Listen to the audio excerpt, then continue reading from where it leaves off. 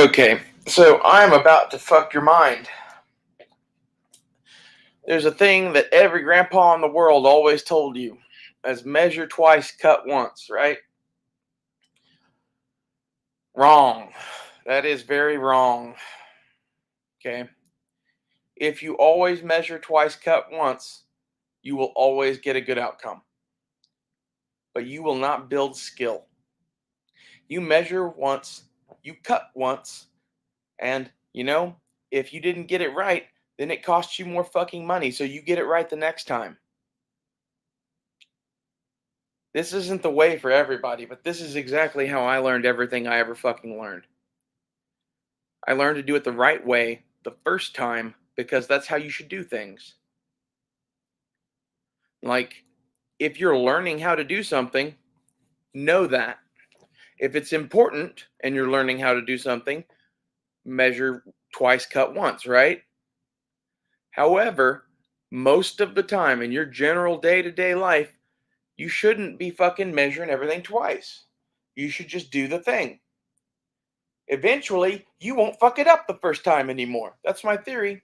That's worked in my life. You'd be amazed how much you can do just improvising on the fly. And I'm not saying that you should go in always without a plan, but like your plans will always fail. Always.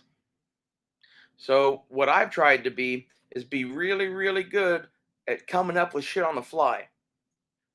All of these fucking shows that I do for you, I don't have a plan or a script for this. I just go in angry and start ranting. Okay? And like maybe I have something I want to talk about, like in this, the measuring once and cutting once thing is not really so much about doing that. It's about how you do everything else in life. If you're always too timid to take a step, then you will never fucking run. Okay? That's kind of what this is about. This is like you need to measure twice and cut once, maybe at the beginning a little bit. But at some point, you should be measuring once and cutting once, always. That's how you master something. You don't master something by fucking keeping your training wheels on. Sometimes you got to just learn to do the dance in the dark. That's the only way to do it. I found that to be true about most things in life. Most things in life you can't learn how to do from somebody else. You just got to do it.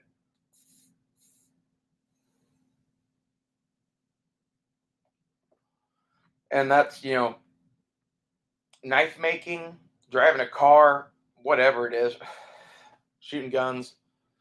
There are people that can help you. There are teachers. And if you're willing to learn what they have to teach, that can be good. But a good teacher that actually knows what they're talking about in today's day and age is few and far between. I had a few good teachers in my life, and I'm grateful for them.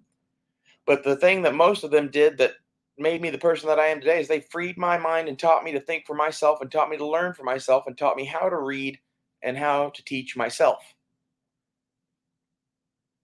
And that's what measuring once is about.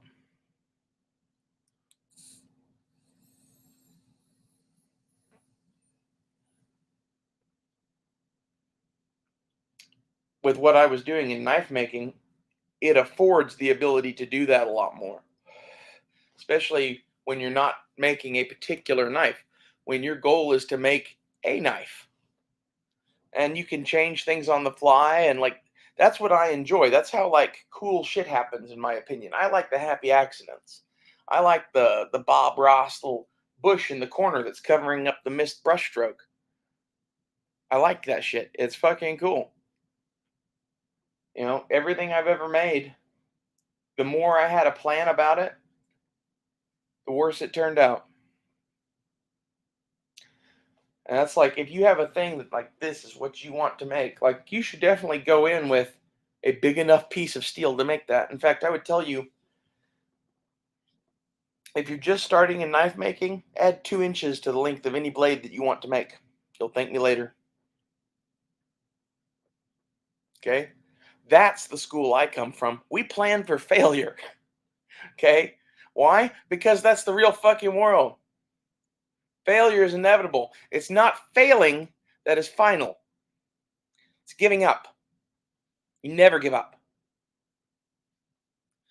I've hardly ever thrown something in the scrap bucket except as like I'm frustrated with it and I need to put it down for 6 months and I'll pick it up later. Like that's what my scrap bucket is. It's a thing that I'm going to pull projects out of later. And if I stick something in there that's half done, it's probably just that I'm pissed at it, you know? And like this is a lot of this world right now is that when it gets difficult, people just give up. No one wants a confrontation. No one wants a fight. No one wants to take a risk. No one wants to take a step. We're all standing in a minefield, supposedly. Meanwhile, I'm here fucking doing semicircles around the landmines, while the rest of you fuckers are just measuring twice. That's how I see things. Fuck these people. Fuck their landmines. If you become a master at what you do, no matter what it is, these people will not be able to do without you. Make yourself invaluable. Say what you want. Be an artist.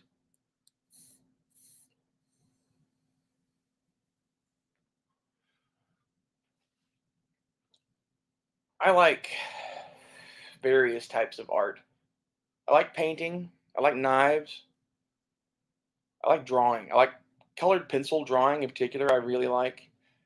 Also, I'm quite fond of the 1911 and its proper application inside of a home. That's an art in and of itself. I uh, I would consider what I did to that black powder revolver to be art.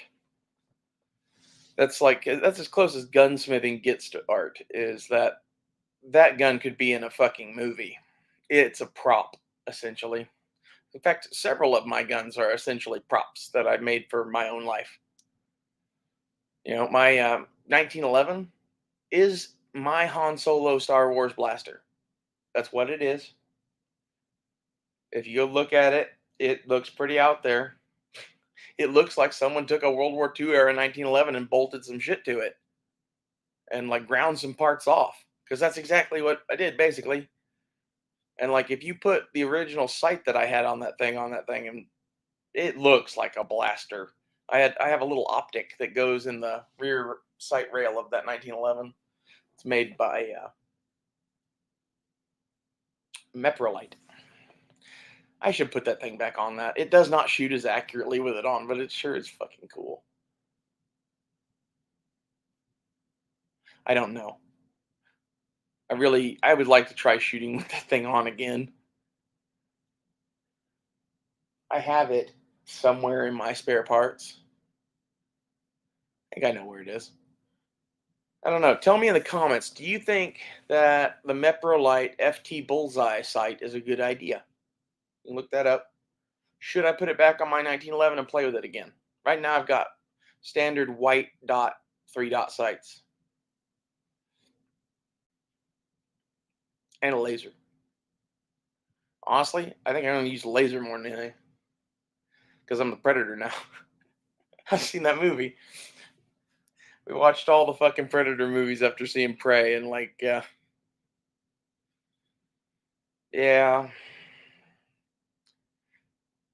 my minivan, it was already going to have some skulls on it.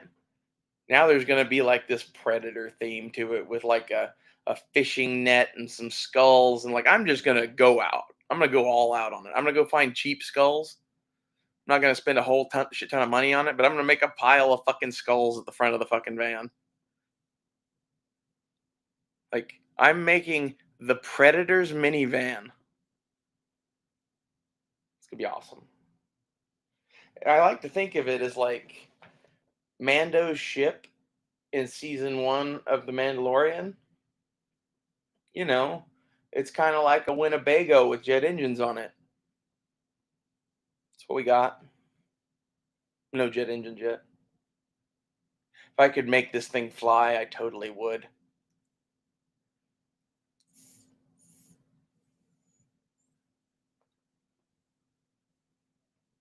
What I see in most people today is that there are a lot of people that are kind of a jack of all trades, master of none kind of a thing.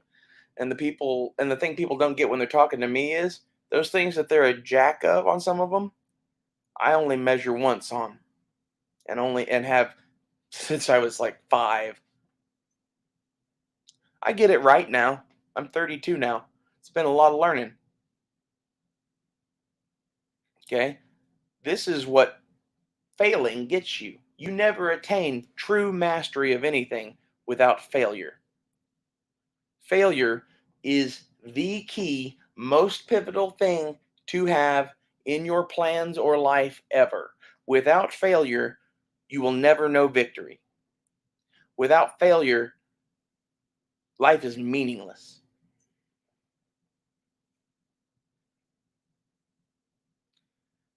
All that being said, I much prefer victory. See you guys later.